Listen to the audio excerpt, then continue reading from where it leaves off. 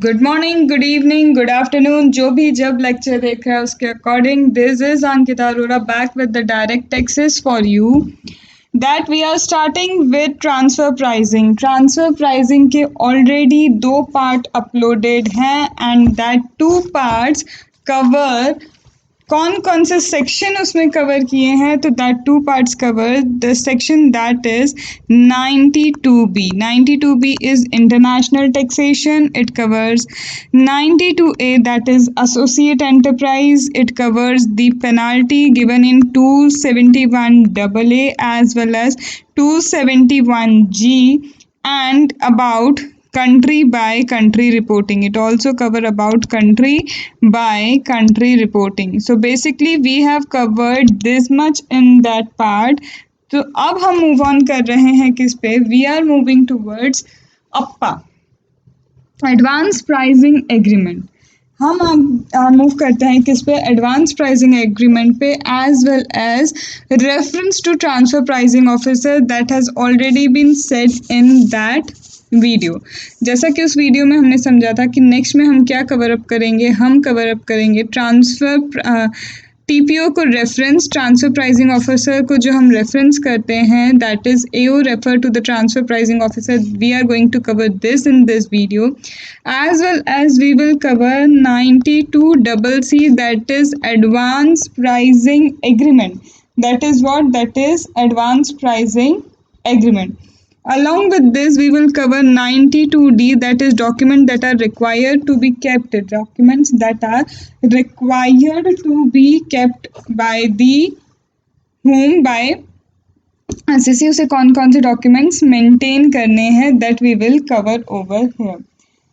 Along with this, we will cover what? We will be going to cover up with 92E, that is a very small section, 92E, and 92E is about report from an accountant is to be furnished by a person who is entering into international or specified transaction. Simple सी बात है, international या specified domestic transaction में अगर कोई भी person enter करता है तो he has to report that, he has to what? Report that, and that report should be what?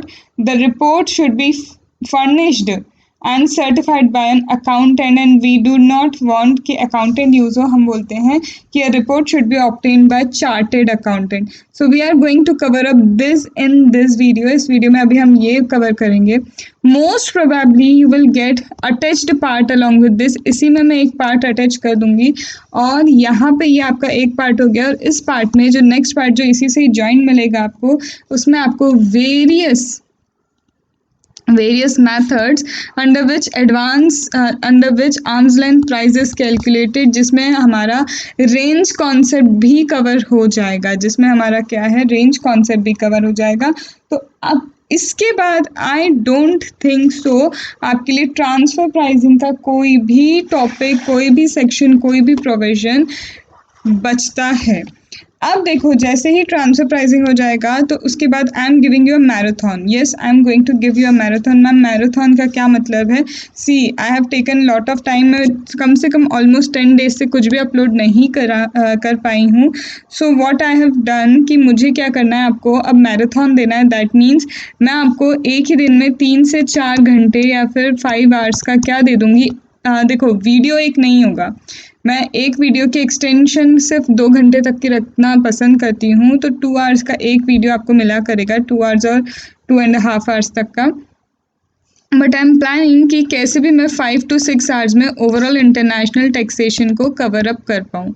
6 to थोड़े से हो सकता है 7-8 आवर्स हो जाए. मैं एग्जैक्ट टाइमिंग नहीं बोल सकती, बट हाँ 3 वीडियोस मैं ऐसे दे दूँ जिसमें मैं चार्ट के थ्रू मेरा सारा की सारा आपको क्या दे दूँ, इंटरनेशनल टैक्सेशन. एक मैराथन जैसा होता है ना, जिसमें आपको क्विकली रिवाइज करवा दिया जाता है, क्विकली आपको कॉन्सेप्ट एक्सप्लेन कर दिए जाते हैं. तो I am planning for that. यहाँ पे आपको एक ही दिन में मिल जाएंगे वो, तो वो बेटर इसलिए रहेगा कि डेली में क्या होता है, बहुत सारे बच्चों के मेरे पास मैसेज आते हैं, मैम अब नेक्स्ट पार्ट, तो उससे क्या होगा, मैं एक साथ आपको अपलोड करके दूंगी, तो आप अपना चैप्टर जल्दी और इजीली कवर अप कर पाओगे। You don't have to wait for my videos. तो आप अब स्टार्ट कर लेते हैं हम। This is what I wanted to give the information. So now let us start with 92 CA. Let us start with what? 92 CA. What is 92 CA is all about? It is about the reference to TPO. It is about what? Reference to TPO. So यहाँ पे ये जो reference जा रहा है, reference to TPO, यहाँ क्या बोलते हैं? Where any person that is the SSC engage in international or specified domestic transaction. This is the SSC. SSC या तो क्या करते हैं, ये SSC या तो international transaction में enter हुए हैं. The SSC has entered in what? International transaction, or the SSC has entered in specified domestic transaction, or he has entered in what? Specified domestic transaction. ठीक है, where the person has entered in international or specified domestic transaction in previous year. ठीक है, और यहाँ पे क्या है? AO finds it necessary. यहाँ पे AO को ऐसा लगता है, AO considers it necessary और in the interest of revenue उन्हें लगता है कि ये जो transactions हैं इसे TPO के पास refer out करना होगा. तो with the prior approval, AO with the what? Previous approval. AO को पहले क्या लेना होगा? प्रीवियस अप्रूवल लेना होगा. तो प्रीवियस अप्रूवल किससे लेगा? वो लेगा कमिश्नर से. So AO with the previous approval of commissioner, AO with previous approval of commissioner क्या करेंगे? रेफर करेंगे किसको? He will refer to transfer pricing officer for the computation of arms length price. He will refer to TPO for the computation of what? Computation of arm's length price under section 92C. 92C के according कैसे arm's length price calculate होगी? He will refer this to TPO. ठीक है, now suppose करो yes क्या हुआ है? The transaction has been referred to TPO. Where reference is made to the TPO, तो यहाँ क्या होगा? ट्रांसफर प्राइसिंग ऑफिसर, यहाँ TPO को जैसे ही रेफरेंस जाता है तो ये transfer pricing officer will serve a notice. Transfer pricing officer क्या करेगा? Transfer pricing officer will serve a notice. He will what? He will serve a notice. किसको नोटिस सर्व करेंगे? He will serve a notice to assessee. Assessee के ऊपर एक क्या रहेगा? इनका एक नोटिस जाएगा और नोटिस में ये वही पूछेंगे कि जो भी इंफॉर्मेशन वगैरह इन्हें चाहिए. तो he will require the SSC to produce, or cause to produce the information document evidence that has been required. ठीक है, यहाँ पे ये SSC से मांगेंगे कि किस बेसिस पे उन्होंने आर्म्स लेंथ प्राइस कंप्यूट की थी. तो वो सारे डॉक्यूमेंट्स वगैरह बताइए जिसपे उन्होंने रिलाई करके आर्म्स लेंथ प्राइस अपने अकॉर्डिंग कैलकुलेट की थी फॉर द इंटरनेशनल और डोमेस्टिक ट्रांजैक्शन. तो सबसे पहले यहाँ पे जब SSC क्या करता है? SSC व्हेन एंटर्स, जब क्या है? SSC क्या कर रहा है? SSC, ये जो हमारा SSC है, ही एंटर्स इन इंटरनेशनल और स्पेसिफाइड डोमेस्टिक ट्रांजैक्शन. SSC जब क्या करता है? इंटरनेशनल या स्पेसिफाइड डोमेस्टिक ट्रांजैक्शन में एंटर करता है. तो if AO consider it necessary, AO को लगता है नेसेसरी है, तो with the previous approval of commissioner वो TPO को रेफरेंस देंगे and TPO will serve a notice on SSC कि किन एविडेंसेस के बेसिस पे रिलाई करके arms length price for the international और डोमेस्टिक ट्रांजैक्शन SSC ने कंप्यूट किया है. ठीक है, इसके बाद आता है कई बार क्या होगा? ये तो चलो बात हुई कि जो रेफ़र किया है, यहाँ पे क्या हुआ है? TPO को AO ने रेफ़र किया तो उसके बारे में TPO आगे काम करेगा. लेकिन मैनी टाइम्स क्या होगा? Any other international transaction, it's about international transaction only, कि any other international transaction comes to the notice of TPO. International transaction, कोई और इंटरनेशनल ट्रांजैक्शन TPO के सामने आता है, नोटिस होता है, तो यहाँ पे ड्यूरिंग प्रोसेसिंग एडिशनल ट्रांजैक्शन भी क्या है? एडिशनल इंटरनेशनल ट्रांजैक्शन में come to notice of TPO. International transaction भी किसके नोटिस में आ सकते हैं? TPO के नोटिस में during the course of proceeding. तो टीपीओ क्या करेंगे, तो टीपीओ विल अप्लाई जो भी यहाँ पे इस चैप्टर के प्रोविजंस है ना, इंटरनेशनल टैक्सेशन के प्रोविजन है, all the provisions of the international taxation will be applicable to that other international transaction. उस पर भी सारे प्रोविजंस एप्लीकेबल होंगे। मतलब टीपीओ एक तो जो जिसके लिए रेफरेंस किया गया है, एओ ने जिस ट्रांजैक्शन के लिए टीपीओ को रेफर किया उसके लिए तो he will give the judgement, उसके लिए तो वह आर्म्स लेंथ प्राइस निकालेगा ही। हाउएवर अगर एडिशनल ट्रांजैक्शन भी सामने आते हैं टीपीओ के, additional transaction comes in notice of the TPO during the course of proceeding, he will along with that वो क्या करेंगे, उस पर भी ट्रांसफर प्राइसिंग चैप्टर के प्रोविजंस एप्लीकेबल कर देंगे। ठीक है। नाउ समटाइम्स ऐसा भी हो सकता है इंटरनेशनल ट्रांजैक्शन के लिए कि SSC has not furnished report of 92E। International transaction के लिए एसएससी ने क्या किया है, 92E में जो रिपोर्ट चार्टेड अकाउंटेंट की रिपोर्ट चाहिए होती है, SSC has not furnished the report of 92E। And उसके बाद ये ट्रांजैक्शंस क्या आते हैं, टीपीओ के नज़र में आते हैं। 92E में क्या होता है, ये जो रिपोर्ट होती है इसमें जितने भी ट्रांजैक्शन आज तक एसएससी ने किए हैं, national international specified and international, वो पूरी की पूरी लिस्टिंग, वो पूरी डिटेल देता है और इसको सर्टिफाई करता है कौन, सीए। तो सीए की रिपोर्ट जाना ज़रूरी है। अब टीओ ये जो 92E की या तो रिपोर्ट नहीं गई, SSC has not furnished the report under 92E, और यहाँ पे जब रिपोर्ट ही नहीं गई तो इसका मतलब लिस्टिंग ऑफ ट्रांजैक्शंस नहीं गए। अब यहाँ क्या हुआ, टीपीओ कम्स टू टीपीओ के नोटिस में कोई ट्रांजैक्शन आता है, so transaction comes to the notice of TPO during the course of proceeding, तो वहाँ पे उस ट्रांजैक्शन पे भी चैप्टर के प्रोविजंस एप्लीकेबल हैं।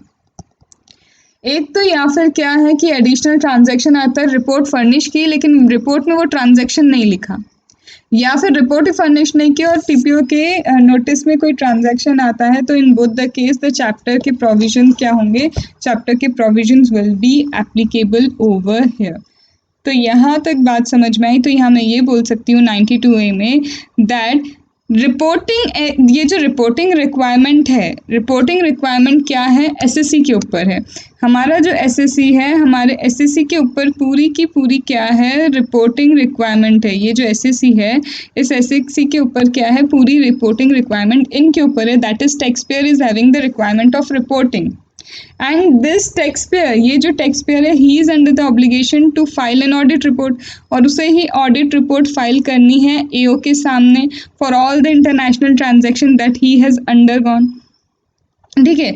ऑडिट रिपोर्ट देखा जाए तो एक प्राइमरी डॉक्यूमेंट है जिसमें सारे इंटरनेशनल ट्रांजैक्शंस के बारे में लिखा होता है जो एसएससी ने अंडरगो किए हैं। ठीक है। अगर एसएससी रिपोर्ट नहीं करता है उन ट्रांजैक्शंस को 92E में, if in 92E SSC does not report this transaction, then AO क्या करेगा, एओ को उसको नॉर्मली पता ही नहीं चलेगा। जब तक एसएससी नहीं लिख के देगा 92E में, तो नॉर्मली एओ को पता नहीं चलता था। हाँ ठीक है, अब कंट्री बाय कंट्री रिपोर्टिंग आने लग गया है तो उससे ये चीज़ों का रेलिवेंस थोड़ा कम हो जाता है, बट फिर भी 92 हर जगह पे आप कंट्री बाय कंट्री रिपोर्टिंग में इतना क्रॉस चेक भी नहीं कर पाते हो, स्टिल लूप होल है लॉ में, तो बहुत सारे ट्रांजैक्शन छूटते भी हैं। तो यहाँ पे क्या है, जब तक यहाँ टीपी रिपोर्ट जो है, ये 92E की रिपोर्ट जो है, इसमें ट्रांजैक्शन नहीं जाएंगे तो मोस्टली एओ को पता नहीं चलता, नॉर्मली एओ अवेयर नहीं होता है इंटरनेशनल ट्रांजैक्शंस के बारे में। ठीक है। तो यहाँ पे क्या होगा, इसीलिए ट्रांसफ़र प्राइसिंग ऑफिसर को रेफ़र किया जाता है। अगर ट्रांसफ़र प्राइसिंग ऑफिसर को बाद में कोई भी इंटरनेशनल ट्रांजैक्शन नोटिस में आते हैं कि ये भी किए गए हैं, तो वहाँ पे क्या है, अगर कोई स्पेसिफिक पावर नहीं होगी तो वहाँ पे भी आर्म्स लेंथ प्राइस का determination transfer pricing officer according to the chapter कर देंगे। चैप्टर के प्रोविजंस जैसे हैं उसके अकॉर्डिंग क्या होगा, उन ट्रांजैक्शंस का भी आर्म्स लेंथ प्राइस डिसाइड किया जाएगा। आई ये बात अच्छे से समझ में? यस मैम, यहाँ तक तो बात अच्छे से समझ में आ गई है। ठीक है, अब आगे बढ़ें। यस मैम, बिल्कुल आगे बढ़ सकते हैं। अब देखो यहाँ पे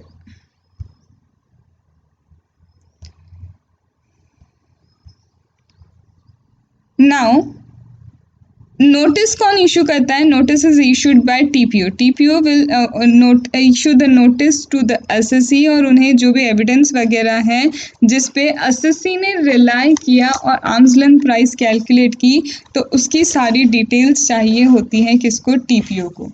ठीक है, और उसको कंसिडर करने के बाद 92C में TPO will calculate the arms length price, और इसकी रिपोर्ट जाती है किसको? कॉपी ऑफ द ऑर्डर जाता है एओ एज वेल एज एसईसी को. और ये जो टीपीओ का ऑर्डर है, दिस ऑर्डर ऑफ टीपीओ, ये जो टीपीओ का ऑर्डर है, this order of TPO is binding on AO. क्योंकि अगर ये बाइंडिंग नहीं होगा तो काम ही कैसे चलेगा? तो टीपीओ का जो ऑर्डर है that is binding on whom? It is binding on AO. ठीक है, अब बात समझना. If reference has been made to TPO, अगर टीपीओ को रेफरेंस गया, ठीक है, reference have been made to TPO, reference have been made to TPO, and order जो है, an order under subsection 3 may be made at any time. ये जो TPO order करता है ना, कौन सा ऑर्डर इशू करता है? नोट, सबसे पहले टीपीओ को आपने रेफर किया, टीपीओ क्या करेगा? आर्म्स लेंथ प्राइस निकालेगा, आर्म्स लेंथ प्राइस निकाल के ऑर्डर इशू करेगा. TPO will issue the order. तो दिस ऑर्डर, तो टीपीओ का जो ऑर्डर है, ऑर्डर ऑफ टीपीओ कब तक होना चाहिए? So order of TPO shall be made any time, कभी भी हो सकता है, any time before 60 days prior to the date on which period of limitation referred in 153, 153B. 153 and 153B में जो टाइमिंग दिया है असेसमेंट कंप्लीट होने का, 153 या 153B में जो भी टाइम दिया है असेसमेंट कंप्लीट होने का, चाहे वो असेसमेंट रीअसेसमेंट है, स्क्रूटनी असेसमेंट है, ये असेसमेंट कंप्लीट होने का जो टाइम लिमिट दिया है, उस टाइम लिमिट को कंप्लीट होने में 60 डेज रह गए हों, एटलीस्ट 60 डेज पहले ऑर्डर पहुंच जाना चाहिए टीपीओ का. मतलब टीपीओ के ऑर्डर के बाद एटलीस्ट 60 डेज होना चाहिए एओ के पास उसके असेसमेंट को कंप्लीट करने के लिए. ठीक है, सो हियर यहाँ पे मैं क्या बोल सकती हूँ? सपोज असेसमेंट ईयर आपका है 1920. Your assessment year is what? Your assessment year 1920. Assessment proceedings are going on under 143(3). आपके असेसमेंट प्रोसीडिंग क्या है? 143 सबसेक्शन 3 में चल रहे हैं. Your assessment proceeding are going under what? 143 subsection 3. AO किसको रेफर करता है? AO refers to transfer pricing officer. ठीक है, ट्रांसफर प्राइसिंग ऑफिसर को रेफर किया एओ ने. कब रेफर किया? लेट अस से 30th of August 2020 को ही refers to the TPO for determination of arms length price. अब ये 143 सबसेक्शन 3 का कंप्लीशन का टाइम कहाँ दिया है? As per section 153 subsection 1 assessment complete होना चाहिए up to 30 months from the end of relevant assessment year. Relevant assessment year end होने से 30 months के अंदर क्या हो जाना चाहिए? असेसमेंट कंप्लीट हो जाना चाहिए. तो यहाँ पे असेसमेंट 143 सबसेक्शन 3 का कब तक हो जाना चाहिए? 30/9/2022 तक कंप्लीट हो जाना चाहिए, राइट. तो यहाँ पे क्या होगा? एटलीस्ट क्या होगा? डिटरमाइन करना है ना जो आर्म्स लेंथ प्राइस, वो आर्म्स लेंथ प्राइस टीपीओ 1/8/2022 के पहले या इस दिन तक डिटरमाइन करेगा, क्योंकि यहाँ से 60 डेज एटलीस्ट 60 डेज मिलना चाहिए एओ को for completion of assessment. Transfer pricing officer की रिपोर्ट के बाद एओ के पास 60 डेज एटलीस्ट होने चाहिए. ठीक है, नाउ जैसे ही क्या होती है? ऑर्डर रिसीव होता है किसको? एओ को. टीपीओ का ऑर्डर किसको रिसीव हुआ? एओ को. AO receive the order of TPO. तो यहाँ पे क्या होगा? AO will proceed to compute the total income. Total income किसके अकॉर्डिंग प्रोसीड करेगा? जो ट्रांसफर प्राइसिंग ऑफिसर है, ट्रांसफर प्राइसिंग ऑफिसर के ऑर्डर के अकॉर्डिंग क्या होगा? टीपीओ के ऑर्डर के according AO will compute the income of the SSC.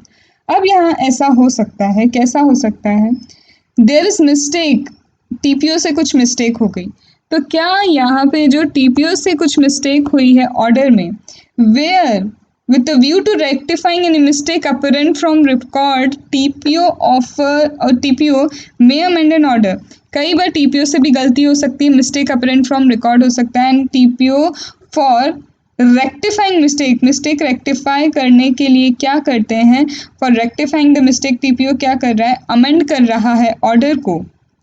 तो यहाँ पे कौन सा सेक्शन में अमेंडमेंट होगा, 154 में अमेंडमेंट होगा, ठीक है। तो यहाँ पे ऑर्डर वुड बी पास्ड, जो भी ऑर्डर्स सबसेक्शन 3 में हमने देखा ना पास हुआ है, उसे आप टीपीओ अमेंड कर सकता है। एंड 154 के जो प्रोविजंस है अंडर 154 रेक्टिफिकेशन ऑफ मिस्टेक हो सकता है यहाँ पे भी।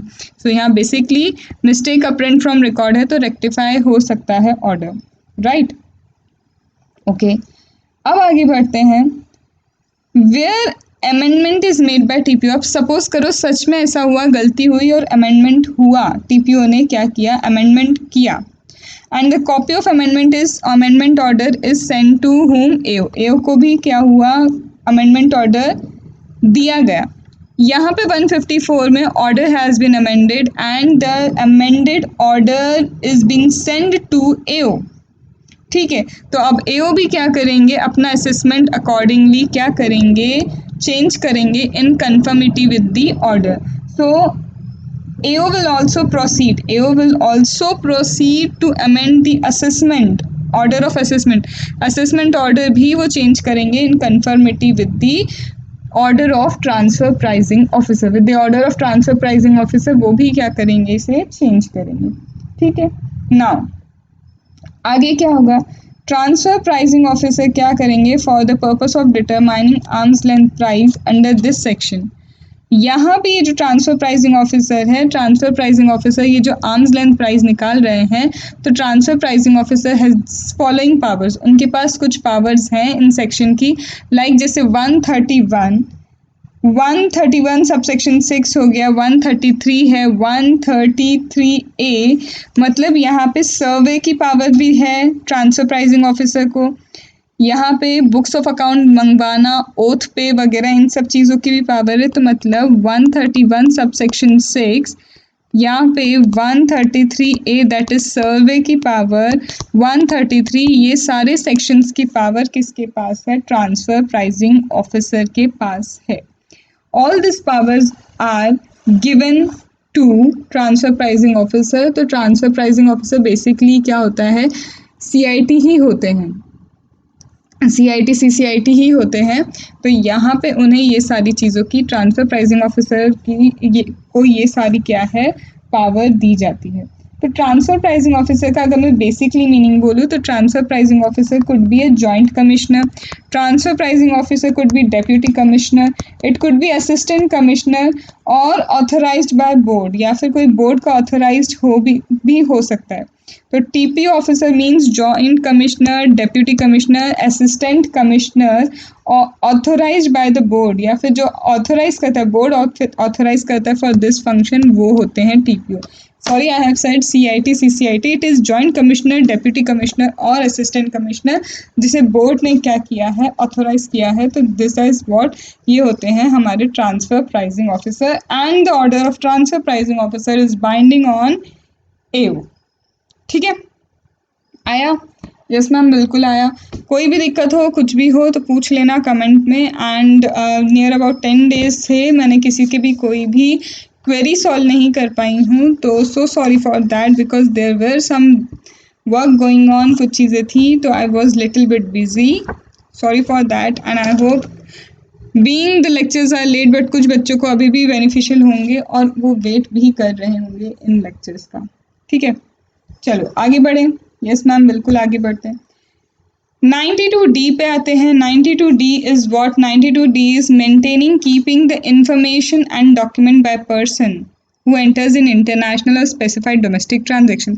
सिंपल सी बात है 92D की सिंपल सी बात है, क्या है वो सिंपल सी बात? सिंपल सी बात ये है कि मेंटेन करना है, मेंटेन एंड कीप करना है वो इंफॉर्मेशन डॉक्यूमेंट उस पर्सन को क्या है, इंफॉर्मेशन एंड डॉक्यूमेंट मेंटेन करके रखने होंगे। कितने टाइम के लिए, क्या बोला है? तो सीधी बात ये बोली है कि चाहे आप इंटरनेशनल ट्रांजैक्शन में हो या स्पेसिफाइड डोमेस्टिक ट्रांजैक्शन में, you have to keep the reports. आपको इंफॉर्मेशन डॉक्यूमेंट क्या करने हैं, मेंटेन करके रखने होंगे। तो इसे मैं बहुत नॉर्मल लैंग्वेज में आपको बताती हूँ, इसके लिए बहुत हम डिटेल में नहीं जाते हैं। if I talk about 92D, okay, if I talk about 92D, देखो 92D is about what? Maintenance and keeping of information or document. It is about maintenance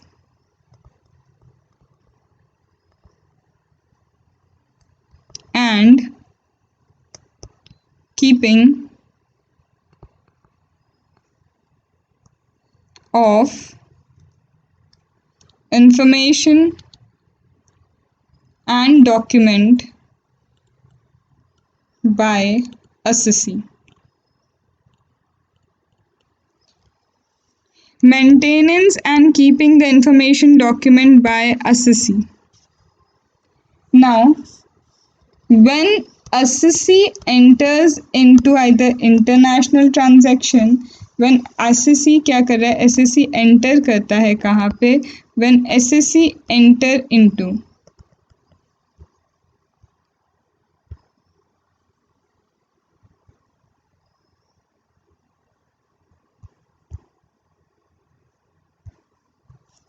SSC कहाँ एंटर कर रहा है, SSC enters into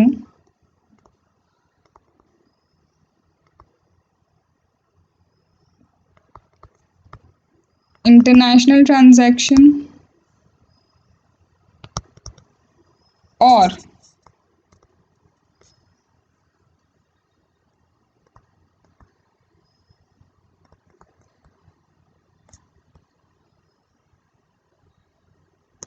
specified domestic transaction. SEC is entering into the international or specified domestic transaction. So, AO may require information or document to be furnished within 30 days from the date of receipt of notice. तो यहाँ पे क्या है, एक तो ये SSC या फिर कौन हो सकता है, कंस्टिट्यूएंट एंटिटी, एसएससी या फिर क्या, या फिर कॉन्स्टिट्यूएंट एंटिटी को क्या करना होगा, एसएससी या कॉन्स्टिट्यूएंट एंटिटी को इंफॉर्मेशन एंड डॉक्यूमेंट्स रखनी होंगी. ठीक है, तो every person who enters into the international transaction or specified domestic transaction shall keep and maintain what information and document in respect thereof. दोनों को ही, कंस्टिट्यूएंट एंटिटी हो या फिर एसएससी हो, दोनों को ही क्या करना होगा, मेंटेन करने होंगे books, information and documents prescribe form में. ठीक है, अब ये जो इन्फॉर्मेशन एंड डॉक्यूमेंट है, ये इन्फॉर्मेशन डॉक्यूमेंट एओ क्या कर सकता है, AO can call this information and document, AO may require the information document to be furnished within 30 days. Within 30 days AO मंगवा सकता है from date of receipt of notice, from date of receipt of notice. Notice जैसे ही SSC को receive हुआ तो SSC को notice देने के बाद 30 डेज के अंदर ही में कॉल, या फिर एओ और कमिश्नर ऑफ अपील, या फिर कौन, और एओ और सीआईटी ऑफ अपील जो है क्या कर सकता है, एओ या सीआईटी ऑफ अपील भी क्या कर सकते हैं, एसएससी ने एप्लीकेशन दिए हैं इनको, तो ये लोग भी क्या कर सकते हैं, इंफॉर्मेशन डॉक्यूमेंट मंगवा सकते हैं. तो यहाँ पे एक सेकेंड थोड़ी सी गड़बड़ हो गई, यहाँ और नहीं है, छोटी सी गड़बड़ हो गई मुझसे, सॉरी. यहाँ पे एओ क्या करेगा, जब जैसे ही नोटिस सर्व होता है एसएससी को, तो 30 डेज का टाइम देता है इन डॉक्यूमेंट्स को सबमिट करने के लिए to AO.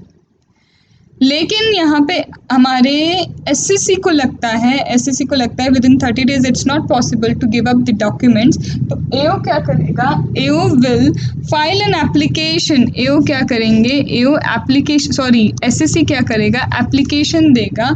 Application by SSC, किसको एप्लीकेशन जाएगी, it will go to AO और CIT of appeal. And AO or CIT of appeal on receipt of application by the SSC may extend the time. They may extend the time by further 30 days. They may extend the time by further 30 days में क्या कर सकते हैं, वो फिर से extend कर सकते हैं। तो यहाँ पे maintenance of document is must, और कंस्टिट्यूएंट एंटिटी को भी मेंटेन करना है। Entity country by country reporting के बारे में बात हो रही है यहाँ पे, और यहाँ पे अदर एसएससी को भी करना है within 30 days from the receipt of notice.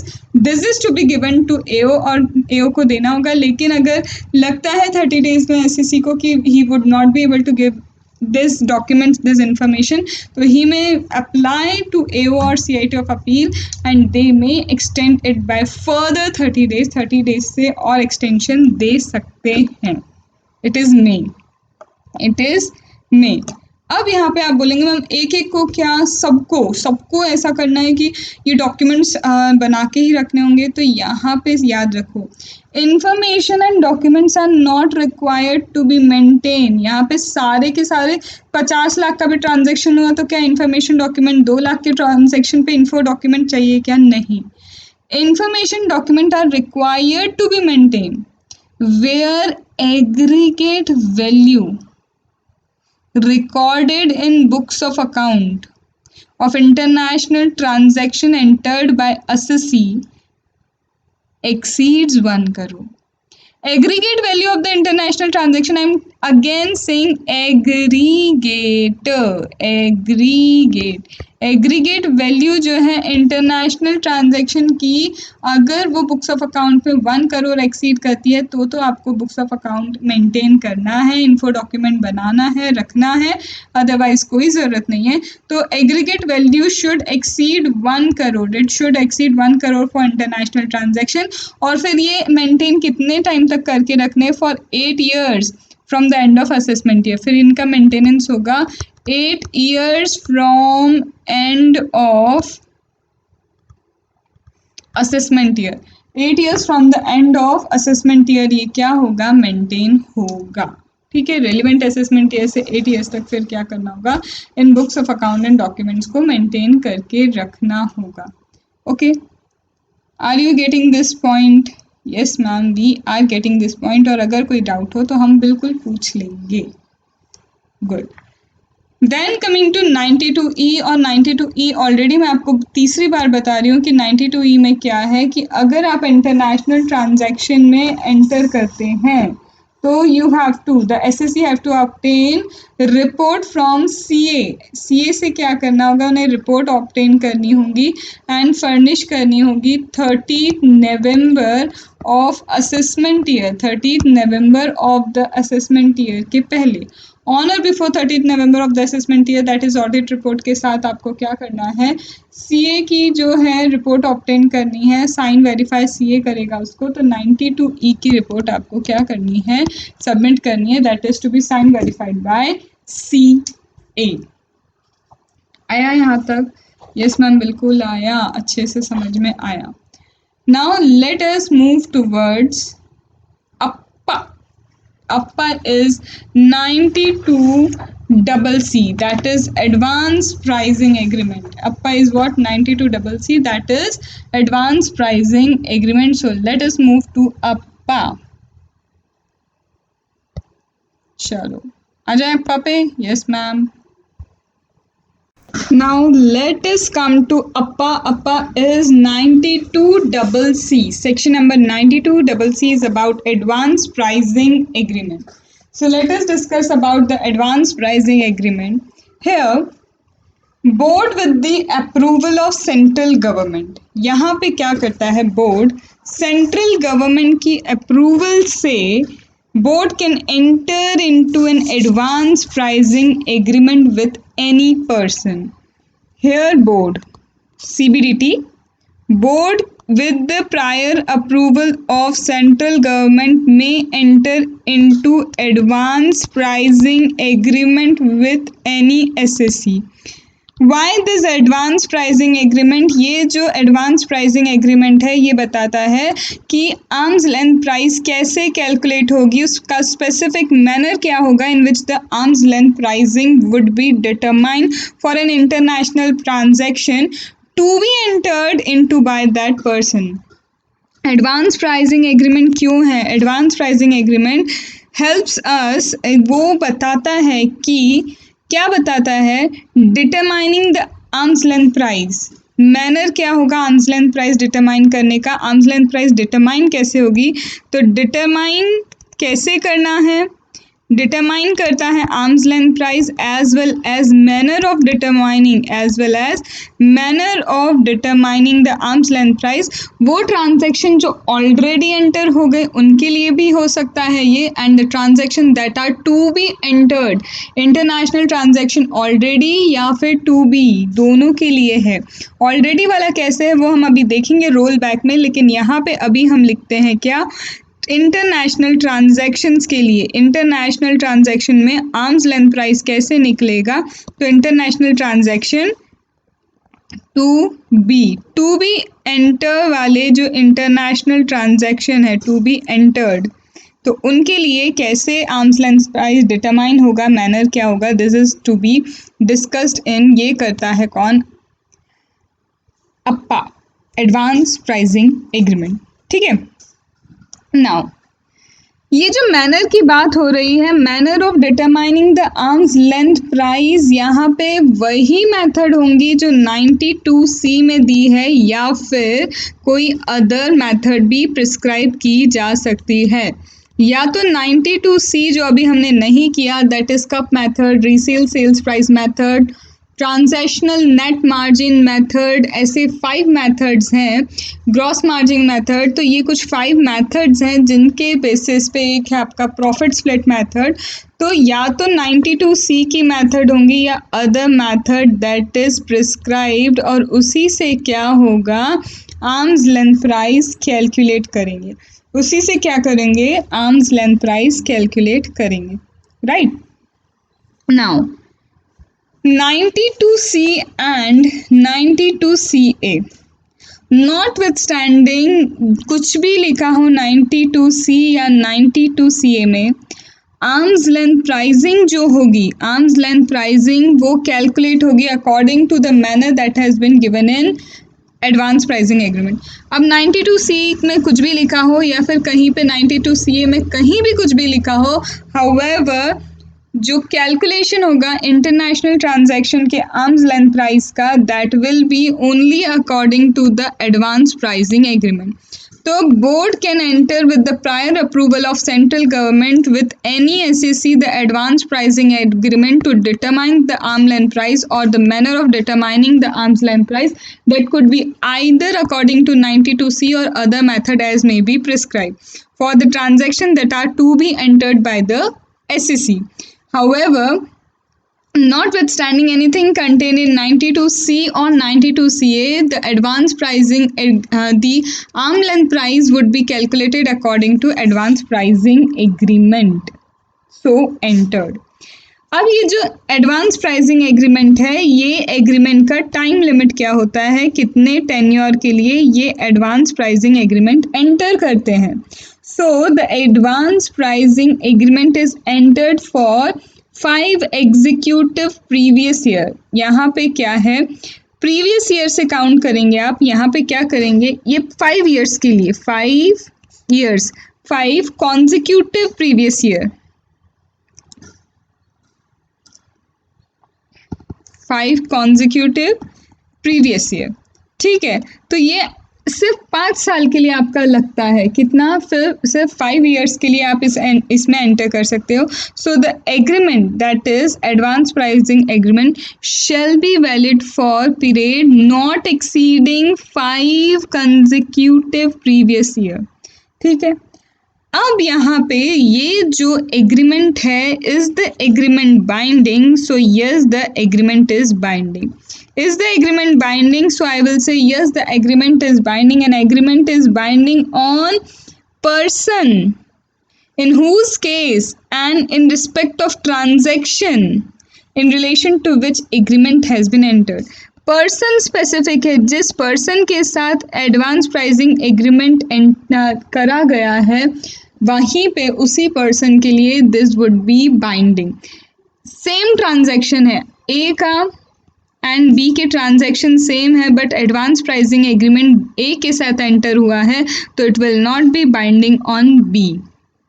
तो it is binding on person, it is binding for the transaction, जिस ट्रांजैक्शन के लिए एडवांस प्राइसिंग एग्रीमेंट हुआ है उसी ट्रांजैक्शन के लिए एप्लीकेबल होगा। सपोज कंप्यूटर सेल करते हैं हम आउटसाइड इंडिया, तो उसी ट्रांजैक्शन के लिए एपीएल यहाँ पे क्या हुआ है, एपीए एग्रीमेंट एंटर हुआ है, तो वहाँ पे अगर आप लैपटॉप देने लग जाएंगे तो लैपटॉप के लिए ये एप्लीकेबल नहीं होगा। That means it is transaction specific, that means it is transaction specific। ठीक है। एंड जो कमिश्नर है, इनकम टैक्स अथॉरिटी है सबॉर्डिनेट टू हिम, कमिश्नर पे भी ये क्या होगा, एप्लीकेबल होगा। This advance pricing agreement is also binding on commissioner and income tax authority subordinate to him.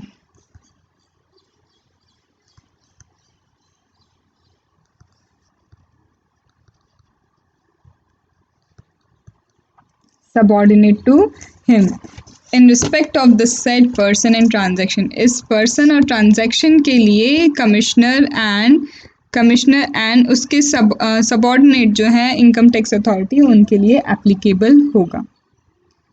Now अब क्या हुआ, सपोज करो ये बता दिया binding, but this would not be binding अगर कोई लॉ चेंज होता है या फैक्ट चेंज होता है।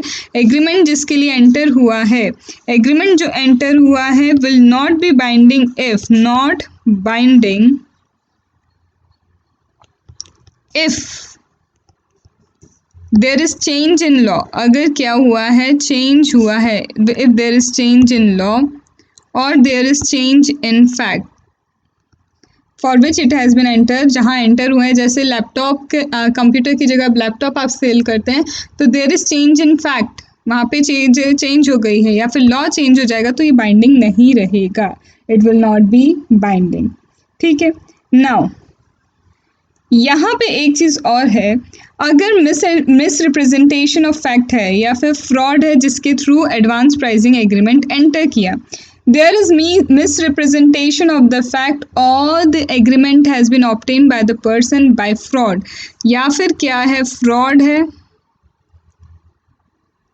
या फिर misrepresentation of fact है। there is fraud, there is misrepresentation of fact, तो उस केस में ये advance pricing agreement void ab initio हो जाएगा। So board with the approval of central government, board central government की अप्रूवल से एक ऑर्डर पास करेगी एंड डिक्लेयर करेगी agreement to be void ab initio.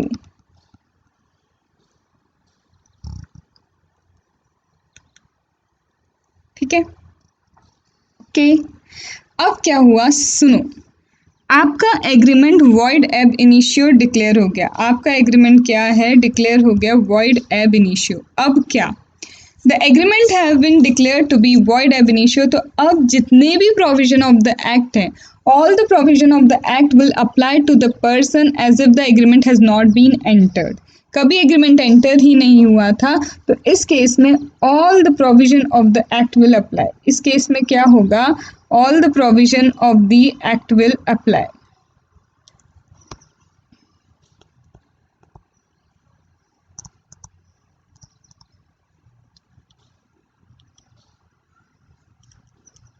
As if no agreement have been entered, कभी कोई agreement enter ही नहीं हुआ था। लेकिन जिस दिन ये फ्रॉड पता चला, the day you come to know the fraud, the day you come to know the misrepresentation of the fact, from that day, so यहाँ पे उस दिन से the period beginning with the date the agreement, जब क्या हुआ था, the period beginning with the date of such agreement and ending on the date of order shall be excluded. क्या बोलना चाह रही हूँ मैं यहाँ पे, सुनो, ये आपको वॉइड एब इनिशियो तो करना है, this is okay, this is correct, लेकिन ये वॉइड एब इनिशियो कहाँ से होगा, ये वॉइड एब इनिशियो होगा जिस दिन आपको फ्रॉड पता चला, वहां से उस डेट से ये एग्रीमेंट वॉइड एब इनिशियो माना जाएगा। इसका मतलब जिस दिन आप एग्रीमेंट में एंटर हुए, the date you have entered into the agreement and the date जिस दिन क्या हुआ है फ्रॉड या फिर मिस रिप्रेजेंटेशन पता चला है, इन बिटवीन ये जो टाइम है that is the time that begins with the date of agreement and and when क्या हुआ है order cancelling the agreement has been passed, ये एक्सक्लूड किया जाएगा। दिस विल बी एक्सक्लूडेड, ये मिडिल का टाइम एक्सक्लूड होगा क्योंकि तब तक पता ही नहीं था मिसरिप्रेजेंटेशन और ये सारी चीज़ें हैं, तो यहाँ पे ये टाइमिंग विल बी एक्सक्लूडेड। ये टाइम क्या किया जाएगा, एक्सक्लूड किया जाएगा। समझ में आई बातें यहाँ पे? यस मैम, बिल्कुल समझ में आ गई हैं। अब यहाँ पे ये तो ही बात, the transaction that you are going to enter, the transactions that you are what going to enter. एक बार थोड़ा सा recap. Board with the approval of central government would enter into advance pricing agreement with any SEC to determine the arm's length price or manner in which the arm's length price could be determined. It could be according to 92C or any other method that is being prescribed. For the international transactions to be entered. This agreement could be entered for at least five consecutive years, not more than that. And the agreement is binding on person, transaction specific, and commissioner or income tax authority subordinate to him. Then it would not be binding if it would not be binding if there is change in law or fact, or there is fraud or misrepresentation of fact. This order would then be void ab initio and all the provisions of the act will apply to that SSE as if no agreement have been entered. Exclude the date on which agreement was entered and date on which fraud was identified. The period in between would be excluded. तो यहाँ तक हमने अप्पा के बारे में अभी समझा, advance pricing agreement के बारे में समझा। Here I have written to be entered international transaction. यहाँ पे क्या लिखा है, जो इंटरनेशनल ट्रांजैक्शन अभी आप एंटर करेंगे। Now coming to transaction which has already been entered, that is rollback provision of APPA. Rollback provision of advance pricing agreement पे अब हम एंटर करते हैं, जहाँ पे ऑलरेडी दो ट्रांजैक्शन आपके एंटर हो चुके हैं। The transaction that has already been entered, उसके बारे में अब हम थोड़ा सा समझते हैं। ठीक है, so let us come to rollback transaction, rollback provision.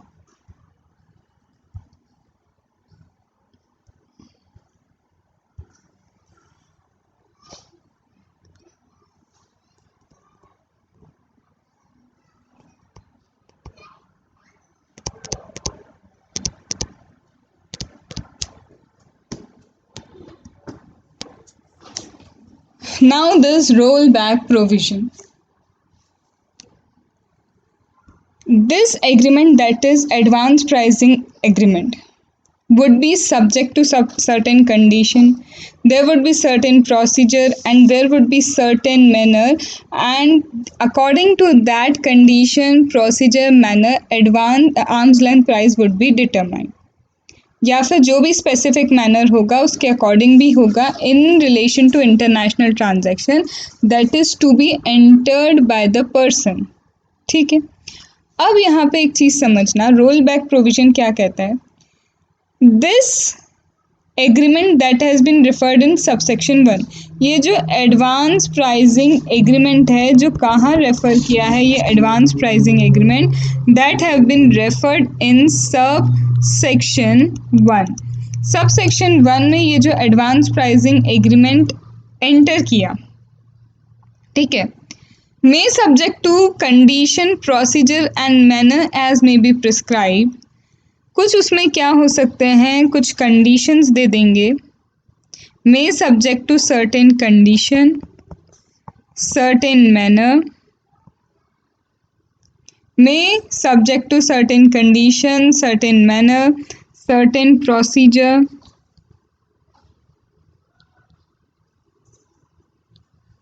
ठीक है, as may be prescribed, it may provide for determining the arm's length price or specify the manner in which arm's length price shall be determined in relation to international transaction entered into by person during any period not exceeding 4 previous year preceding the first of the previous year referred to in subsection 4, and the arm's length price of such international transaction would be determined accordingly. Roll back का मतलब है ये previous year जिसमें आपने क्या किया है, arm's length advance pricing agreement enter किया, इसके पहले के 4 इयर्स, इसके पहले के जो 4 इयर्स हैं, not exceeding 4 year preceding what, preceding the first of the previous year, preceding first of the previous year in which the advance pricing agreement have been entered, that is given in subsection 4. यहाँ पे भी arm's length price will be calculated according to the manner it would be calculated according to advance pricing agreement. यहाँ भी क्या होगा, preceding 4 years के arm's length price would be calculated according to advance pricing agreement. तो इसका मतलब यही है कि एडवांस प्राइसिंग एग्रीमेंट बताता है about the arm length price, कैसे कैलकुलेट करना है, डिटरमाइन कैसे करना है, मैनर क्या होगा for international transaction, for international transaction entered or to be entered, entered or to be entered. Okay, therefore अब एक एग्जाम्पल ले लेते हैं. ठीक है, यहाँ तक तो I think things are pretty clear. Let us take an example now. If you have entered into advance pricing agreement, you have entered in advance pricing agreement for period 1st of April 2019 to 31st of March 2024, that is 5 years. ठीक है. Now the SSE, this SSE can opt for rollback provisions also. rollback provision, और यहाँ पे इससे just पहले के 4 years के लिए वो rollback provision के लिए अप्लाई कर सकता है. That is he may apply for 31st March 2019 का भी इसका क्या होगा, रोल बैक प्रोविजन. इससे पहले और ले लो 31/3/2018, 2 years, 31/3/2017 एंड 31/3/2016. यहाँ पे तो रोल बैक प्रोविजन कहाँ तक हो जाएगा, इन 4 सालों का हो जाएगा, जिसको मैं ऐसा लिख सकती हूँ 1/4/2015 से ईयर स्टार्ट होता है, that ends on 31/3/2019. So APPA, that is Advanced Pricing Agreement, shall also apply for preceding 4 previous year. Now CBDT has also clarified that if SSE wants to have benefit of rollback, then he has to mandatorily apply for rollback for all preceding 4 years. अगर rollback transaction जो है, rollback का benefit लेना है तो rollback का benefit आप ले सकते हो, but mandatory है. क्या mandatory है? It is mandatory कि सारे सालों का, मतलब all 4 years. You have to apply for all the 4 preceding years, all preceding 4 previous year. SEC cannot say that he wants rollback transaction for 1 or 2 preceding year. He has to either opt for none or for 4. या तो he has to mandatorily opt for 4 or none. ठीक है. So this is about what? This is about rollback provision. Now rollback provision कब possible है? So the rollback provision is possible only for those previous year whose return was filed by due date. सबसे पहले यहाँ पे clarification दिया है CBDT ने, अगर आप रोल बैक ट्रांजैक्शन चाहते हो, रोल बैक प्रोविजन अप्लाई करना चाहते हो, कोई बात नहीं, रोल बैक प्रोविजंस आपको मिल जाएंगे, लेकिन उन्हीं ईयर्स के लिए जहाँ 139 सबसेक्शन 1 का return on due date file हुआ है, it has been filed on due date, later के लिए एप्लीकेबल नहीं है. Then SEC has to apply for rollback of all the 4 years or not apply at all. ठीक है. However, if there is a disqualification in rollback year, then rollback will be for less than 4 years. Ma'am ये क्या बोल दिया? SEC को तो या तो 4 years के लिए अप्लाई करना है या तो बिल्कुल नहीं. लेकिन सपोज करो ये 4 years जो हैं, इन 4 years में इस ईयर का, just a minute, in 4 years में ये वाले ईयर का जो रिटर्न है that has been filed after due date, तो ऑटोमेटिकली ये डेट क्या होता है, आफ्टर ड्यू डेट अप्लाई किया तो ऑटोमेटिकली ये year is disqualified for roll back. तो इस केस में less than 4 year is possible. Then rollback will be for less than 4 year because there is a disqualification in rollback year. वो चल सकता है लेकिन SEC cannot apply for less than 4 years. And in fact, rollback is not possible for a year for which order has been passed by ITAT. In fact, अगर यहाँ पे suppose करो यहाँ पे इस ईयर का ऑर्डर ITAT ने पास किया है, if the order has been passed by ITAT, income tax appellate tribunal ने पास किया है, तो ये भी डिस्क्वालीफाई हो जाएगा. तो यहाँ पे rollback is not possible for a year in which the order has been passed by ITAT. Now application for rollback cannot result in reduction of income below the returned income in rollback.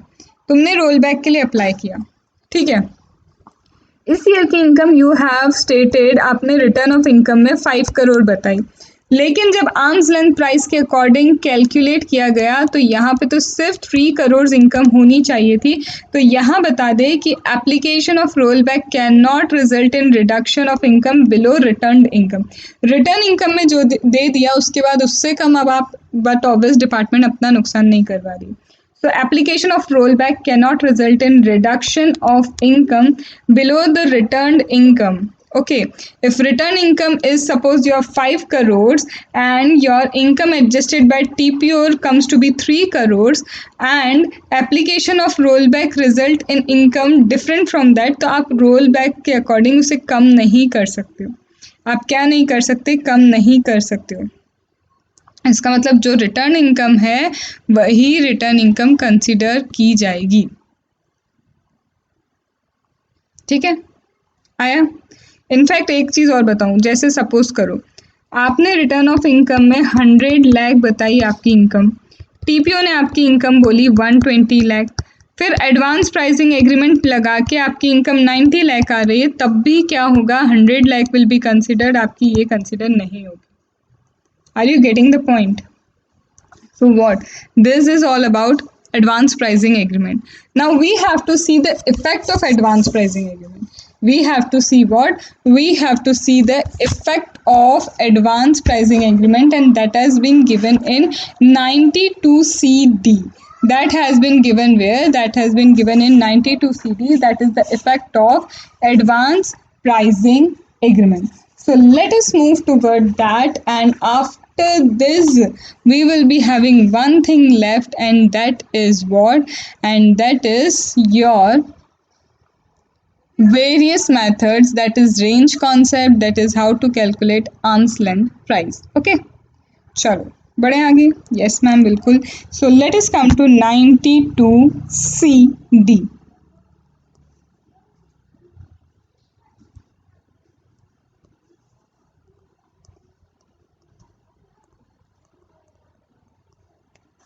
That is effect of advance pricing agreement.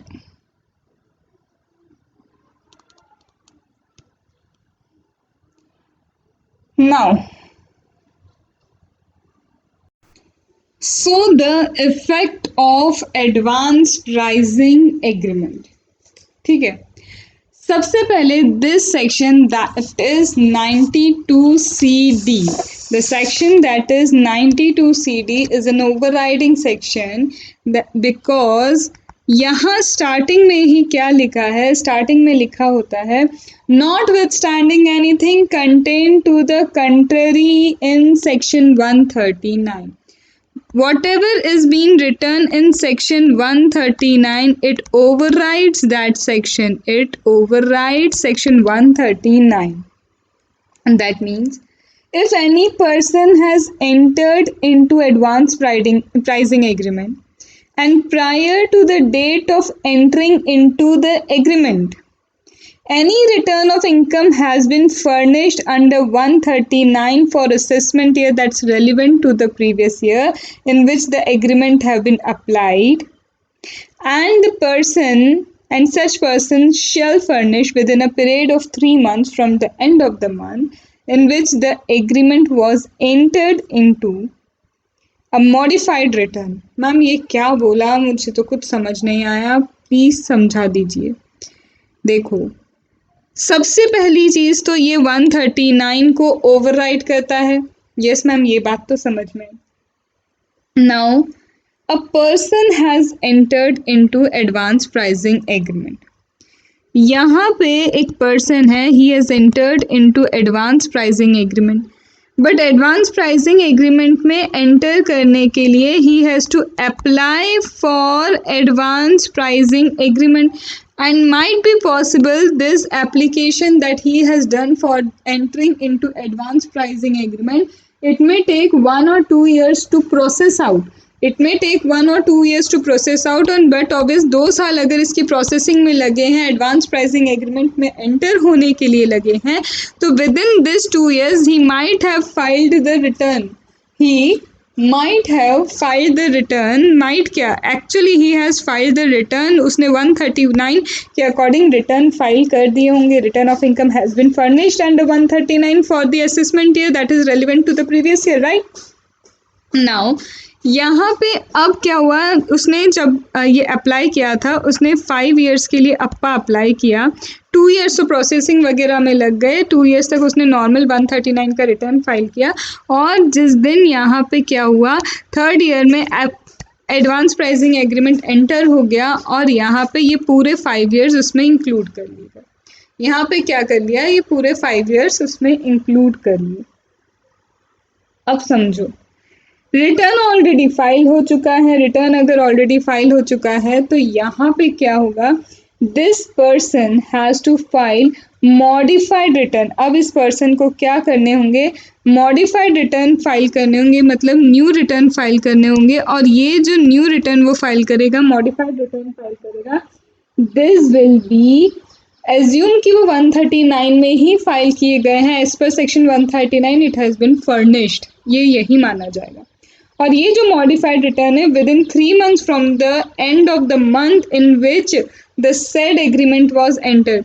जिस month में इस agreement को आपने enter किया, उस month के end से, end of the month, उस मंथ के एंड से आपको क्या करना है, from the end of the month के एंड से 3 months के अंदर, यहाँ पे within a period of 3 months from the end of the month से 3 months के अंदर क्या करना है, you have to file modified return in accordance with and limited to the agreement. 3 months के अंदर you have to file the return, and this return that has been filed it will be assume कि 139 में ही file किए गए थे. It will be assume that it has been filed under 139. इतनी बात समझ में? यस मैम, बिल्कुल समझ में आ गई. अब सुनो आगे. अब क्या हुआ, if certain assessment or reassessment proceeding for assessment year that's relevant to the previous year in which agreement applies, to which the agreement applies, have been completed before the expiry of period allowed for furnishing modified return. Suppose ये हमारा agreement जो है जुलाई में enter हुआ. जुलाई के end से 3 months के अंदर, दैट इज अगस्त, सितंबर, अक्टूबर तक मॉडिफाइड रिटर्न फाइल करना था. अब इस बीच में ही क्या हुआ, कुछ एग्रीमेंट्स क्या है, कुछ असेसमेंट या रीअसेसमेंट ऑलरेडी कंप्लीट हो गए, कुछ असेसमेंट है, कुछ रीअसेसमेंट है that has already been completed, वो एओ ने कंप्लीट कर लिए हैं। अब इसके बाद क्या हुआ, ये टाइम शेड्यूल ख़त्म होने से पहले ये असेसमेंट वगैरह ख़त्म हो गया है। अब फिर ये मॉडिफाइड रिटर्न फाइल किए जाते हैं, फिर से क्या होता है, ये मॉडिफाइड रिटर्न ऑफ फाइल। अब एओ को क्या करना होगा, AO in this case where the modified return is filed in accordance with subsection 1 जिसमें बोला गया है, तो AO have to pass an order modifying the total income. अब एओ को क्या करना होगा, ये जो असेसमेंट रीअसेसमेंट कंप्लीट किया है, ऑर्डर दिया है, he has to file a modified order. Now he has to file a modified order, modified total income निकालनी होगी for the relevant assessment year determined in such assessment or reassessment as the case may be. अब उसे फिर से क्या करना होगा, इस मॉडिफाइड रिटर्न के अकॉर्डिंग अपने ऑर्डर को भी क्या करना होगा, एओ को मॉडिफाई करना होगा। एंड इन केस यहाँ पे अभी यहाँ तो कंप्लीट हो गया असेसमेंट रीअसेसमेंट, बट अगर असेसमेंट रीअसेसमेंट पेंडिंग था, असेसमेंट एंड रीअसेसमेंट क्या था, पेंडिंग था, तो in that case where assessment reassessment is pending, तो फिर मॉडिफाइड रिटर्न के अकॉर्डिंग ही अब असेसमेंट रीअसेसमेंट कंप्लीट किया जाएगा। Assessment reassessment will be completed according to this modified return. In fact, this section also overrides 153, 153B or 144C. Yes, this section also overrides not only 139 but 153 जहाँ limitation of time दिया है, 153B extension के बारे में दिया है, 144C यहाँ सारे के सारे इन sections को override करता है। इसका मतलब ये कि जहाँ पे ये जो रिटर्न्स फाइल किए, मॉडिफाइड रिटर्न फाइल किए हैं, तो यहाँ पे जो ऑर्डर, सपोज सबसे पहले तो असेसमेंट रीअसेसमेंट कंप्लीट हो गया, असेसमेंट रीअसेसमेंट कंप्लीट होने के बाद मॉडिफाइड रिटर्न के अकॉर्डिंग फिर से ऑर्डर पास करना है, तो यहाँ पे this should be passed with in 1 year, this order should be passed with in 1 year. ये ऑर्डर कितना, 1 ईयर में पास हो जाना चाहिए from the end of the financial year, 1 year from end of financial year, 1 year from the end of financial year in which modified return under subsection 1 is furnished. जिस time year in which modified return, जिस year में modified return file हुआ है, उस year के end से 1 year के अंदर new order has to be given by AO. And in case यहाँ पे क्या होगा, पीरियड ऑफ लिमिटेशन की बात करें 153, 153B या 144C में, तो यहाँ पे 12 मंथ्स का एक्सटेंशन हो जाता है। अगर क्या है, कंप्लीट हो गया तो कंप्लीट होने के बाद का टाइम लिमिट है ये है, लेकिन पेंडिंग है तो पेंडिंग में 12 मंथ्स ऐड हो जाएंगे। अगर असेसमेंट रीअसेसमेंट पेंडिंग चल रहा है, तो अब यहाँ पे मॉडिफाइड रिटर्न आने के केस में जो time limit for assessment reassessment है that will be extended by another 12 month, that would be what, extended by another 12 months. So are you getting the point, what are the effects that has been shown over here? यहाँ तक बात समझ में आई? क्या यहाँ तक बातें समझ में आ गई हैं? तो आई शुड मूव फॉरवर्ड, ठीक है। अब एक बात मेरी समझना, यहाँ पे हर जगह क्या लिखा है, यहाँ पे हर जगह लिखा है for international transaction, international transaction entered or to be entered, entered to be entered. Advance pricing agreement में कहीं भी आपने स्पेसिफाइड डोमेस्टिक ट्रांजैक्शन नहीं पढ़ा। इसका मतलब advance pricing agreement could be entered only for international transaction, not for specified domestic transaction. So APA, that is APA, could be entered.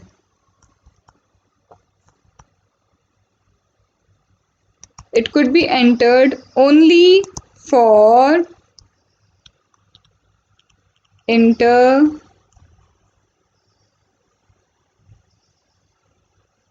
it could be entered only for international transaction.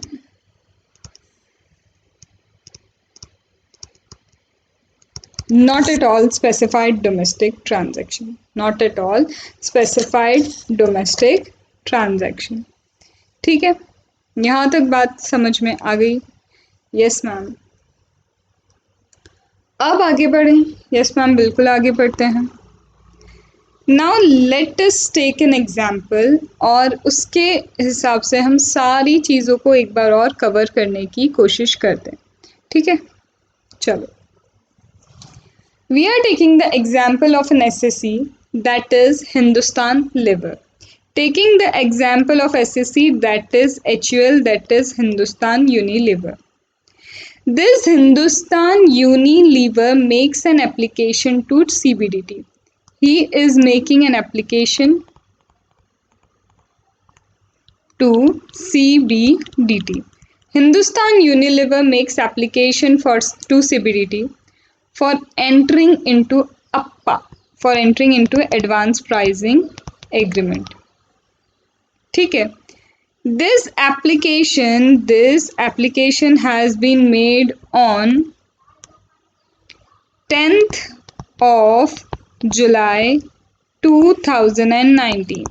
This application is on 10th of July 2019 for determining arm's length price. Arm's length price of what? Arm's length price of royalty that Hindustan Liver pays to Unilever of let's say Pakistan. ठीक है, तो यहाँ पे क्या है, Pakistan Unilever को हमारा Hindustan Unilever suppose करो कुछ रॉयल्टी देता है. तो यहाँ पे क्या हुआ, यहाँ पे एप्लीकेशन करी HUL ने 10th ऑफ जुलाई को CBDT को कि हमारे लिए हमें क्या करना है, एडवांस प्राइसिंग एग्रीमेंट में एंटर होना है. ठीक है. Now the application is made to determine what, arm's length price. और ये आर्म्स लेंथ प्राइस उन्हें कब से कब तक के लिए चाहिए, ये एप्लीकेशन की और कहा हमें आर्म्स लेंथ प्राइस आप कैलकुलेट करने में हेल्प करवाइए और हमें अप्पा में एंटर होना है. किस से किस टाइम तक हम ये करेंगे transaction, previous year 31st March 2019 to previous year 31st March 2023. ठीक है, ये मार्च ही है. ठीक है, 2023. That is the agreement. You know agreement cannot be entered for more than 5 years. तो इतने टाइम के लिए 5 years के लिए उन्होंने बोल दिया. ठीक है. Now यहाँ पे एक चीज़ तो मैंने आपको ऑलरेडी बता दी कि ये इंटरनेशनल ट्रांजैक्शन के लिए होता है. यहाँ पे भी ये इंटरनेशनल ट्रांजैक्शन होता है. अब सपोज यहाँ ये हमारा CBDT, ये हमारा जो CBDT है, CBDT science the agreement. CBDT ने एग्रीमेंट साइन किया, और साइन किया कब, CBDT साइंस एग्रीमेंट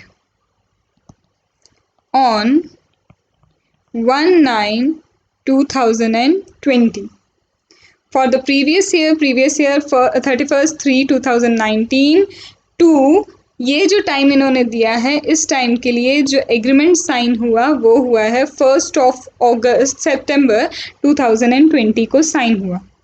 एग्रीमेंट में बता दिया है कि क्या मैनर फॉलो होंगे, क्या मेथड फॉलो होंगे जिसके through arms length price calculate होगा. ठीक है. नाउ ऑल्दो यहाँ पे अब क्या हो चुका है, now you know that advance pricing agreement has been entered. That means 92C में कैसे कंप्यूटेशन करने के लिए बोला है arm's length price, it will not matter to us. क्या हम अब किसके पास जा सकते हैं 92CA के अकॉर्डिंग, क्या हम ट्रांसफ़र प्राइसिंग ऑफिसर को रेफ़र कर सकते हैं, तो नो.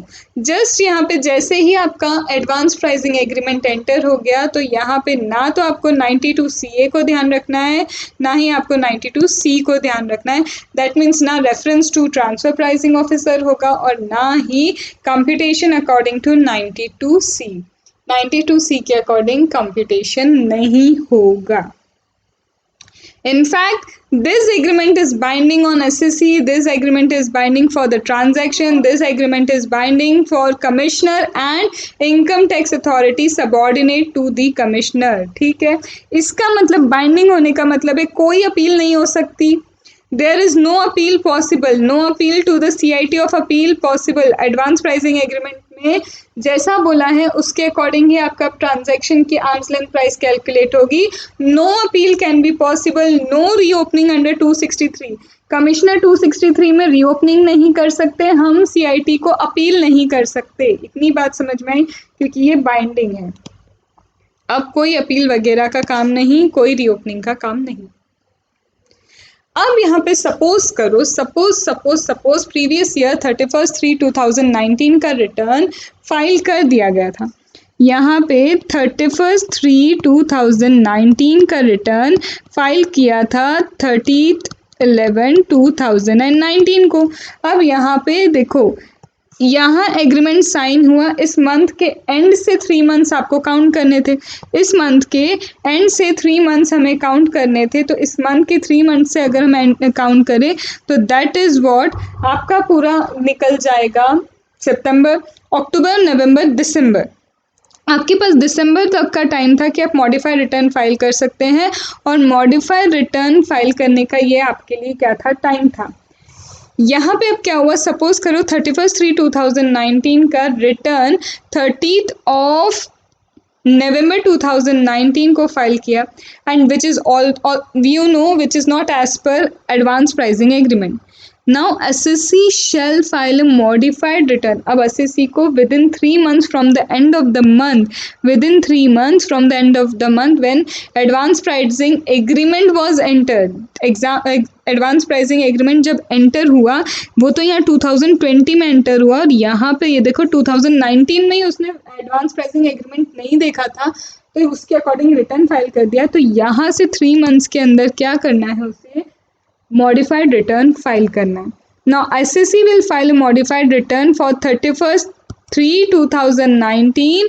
वो क्या करेगा, ऑन और बिफोर, यहाँ पे मैंने क्या बताया था, दिसंबर, दैट इज 31/12/2020 से पहले ही has to file the modified return. ठीक है। नाउ सपोज यहाँ पे ये जो रिटर्न फाइल किया, इसका असेसमेंट 143 सबसेक्शन 3 में कंप्लीट हो चुका था। कब, 30 नवंबर 2020 को। 30 नवंबर 2020 मतलब ये डेट के पहले ही ऑलरेडी इसका असेसमेंट कंप्लीट हो गया था। एडवांस प्राइसिंग एग्रीमेंट यहाँ अप्लाई नहीं किया था, तो यहाँ पे क्या होगा, फिर से within 1 month from the end of the year in which advance pricing, जो ये रिटर्न फाइल होगा, मॉडिफाइड रिटर्न जब फाइल होगा, तो मॉडिफाइड रिटर्न फाइल होने के जिस ईयर में फाइल किया उसके उस ईयर को एंड होने के बाद आपको 12 मंथ्स काउंट करना है, और फिर से क्या होगा, यहाँ पे ये जो 143(3) का ऑर्डर है ये मॉडिफाई किया जाएगा। This order will have to be modified. और अगर ये कंप्लीट नहीं हुआ था, ये 143(3) का ऑर्डर पेंडिंग था, तो ये फिर मॉडिफाइड रिटर्न के अकॉर्डिंग क्या किया जाएगा, फाइल किया जाएगा। This would be file according to the modified return. In case आगे चल के अब क्या होता है, वही हमने जो देखा कि लॉ चेंज होता है या मिसरिप्रेजेंटेशन ऑफ फैक्ट आता है, तब जाके ये एग्रीमेंट वॉइड एब इनिशियो होगा, तब जाके क्या होगा, ये एग्रीमेंट वॉइड एब इनिशियो हो सकता है। ठीक है। अब वॉइड एब इनिशियो अगर हो भी गया है तो सारे प्रोविजंस एप्लीकेबल हो जाएंगे, और जिस दिन एग्रीमेंट एंटर किया इस दिन से लेके, और सपोज करो हमें 31/8/2021 को पता चला था, क्या हुआ था, 31/2021 को पता चला क्या कि मिसरिप्रेजेंटेशन ऑफ फैक्ट वॉइड है, तो इस टाइम को क्या करना होगा आपको, ये टाइम को, the time period for the act, यहाँ पे क्या हो जाएगा, इतने टाइम से इंक्रीज कर दिया जाएगा। नहीं समझ में आया, रुको समझाती हूँ। नाउ सपोज करो एडवांस प्राइसिंग एग्रीमेंट एंटर हुआ, सीबीडीटी को क्या पता चलता है कि ये जो एडवांस प्राइसिंग एग्रीमेंट है फ्रॉड या मिसरिप्रेजेंटेशन से सामने वाले ने लिया है। सीबीडीटी उस एग्रीमेंट को वॉइड बोल देती है और डिक्लेयर करती है कि it is to be void on 30/8/2021। ये वॉइड होगा कब से, 31/8/2021 से उसने बोल दिया कि इस दिन पता चला, इस दिन से वॉइड है, इस दिन पता चला, इस दिन से क्या है, ये वॉइड है।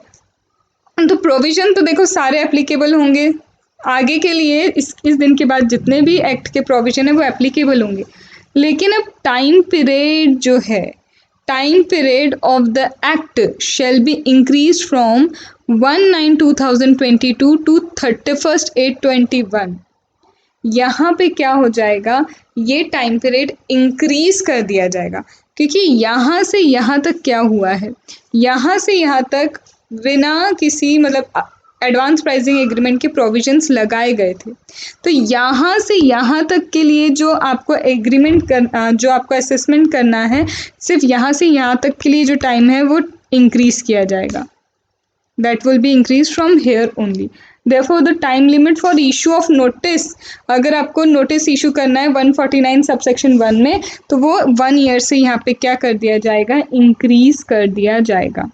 ठीक है, so I hope this is been clear to you. And यहाँ पे आपको क्या करना है, this is all about your APA, this is all about transfer pricing and one thing left, that is various methods of transfer pricing that you will get soon.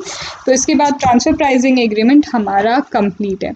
What we have completed till now, कौन कौन से videos available है already, तो let me tell you. Transfer pricing DTAA already available है, that is your equalization levy already available है, authority of advance ruling is already available, authority of advance ruling available है। And I guess there are something more, I have forgot. तो at least ये इतना तो part आपके लिए available है। Now what we are going to do after this, transfer pricing, transfer pricing के बाद you will gate residential status से हम स्टार्ट करेंगे। तो starting from the residential status and आपका जो आता है दैट इज़ गार वगैरह, तो वो एक ही पार्ट में I am trying to cover up. And then non resident के प्रोविजंस। तो प्रोबेबली ट्रांसफर प्राइसिंग का आपको एक पार्ट और मिलना है, दैट इज़ वेरियस मैथड्स और उससे रिलेटेड क्वेश्चन। उसके बाद आपको 2 to 3 पार्ट्स और मिलेंगे, that will cover overall your international taxation. No commitment about the time और date when I will be giving you, but I will try to give you ASAP. Hope this video was helpful. I wanted to join it over here, that is various methods, but already the time limit of the video has been around more than 1 hour, so I will give you a separate part for this. So total 4 parts of transfer pricing you will find, and that will complete each and every concept of that chapter. DTAA already है, equalization levy, authority of advance ruling भी available है। So do watch it and wait for another video then, and the wait will not be as long, जो अभी 10 दिन का हुआ है, it would not be that. Okay, चलो positive रहो, क्यूमुलेटिव रिविजन करते रहो, समरी नोट्स बनाओ एंड प्रैक्टिस करो, and that is it. And to prepare theory, what you have to do, you have to first understand, first read, then understand, and then retain. These are the 3 tips for theory. So be prepared well and don't even think about exam postpone, nahi cancel, abhi nahi sochna, just focus on your studies.